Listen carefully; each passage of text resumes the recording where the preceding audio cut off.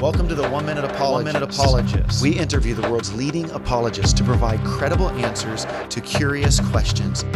So if a non-believer came up to you and said, "Hey Frank, will God send me to hell just because I don't believe in Jesus?" What would you say? I would say you don't go to hell because you don't believe in Jesus. You go to hell because you've sinned. It'd be like saying, do you die because you don't go to the doctor? No, you die because you have a disease. Now, could you have prevented dying by going to a doctor? Well, yes, and the same thing is true with Christianity. You can prevent eternal death by going to the great doctor, the great physician.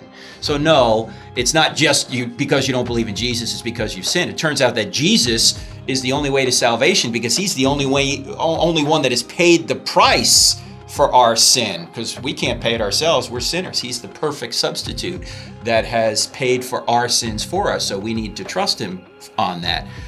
Let me also say this, that if you don't want Jesus now, you're not going to want him in eternity. When people ask me, well, will God send me to hell? I say, no, you send yourself there. God won't force you into heaven against your will. I mean, the assumption is, Bobby, that everybody wants to go to heaven. That's not true. Who's in heaven? Jesus is in heaven. And many people don't want Jesus now. Why is he going to force them into his presence for all eternity?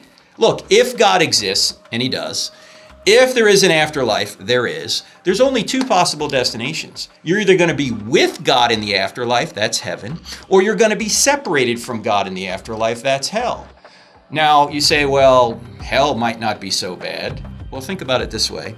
Everybody right now, regardless of whether you're a believer or unbeliever, experiences some of the benefits of God. We experience love, we experience relationships, we experience joy, we experience the hope of a future, whether we're believers or not. His rain falls on the just or unjust. But I want you to imagine a place where there is none of that. There is no hope, there is no future, there are no relationships. All the goodness of God has been withdrawn.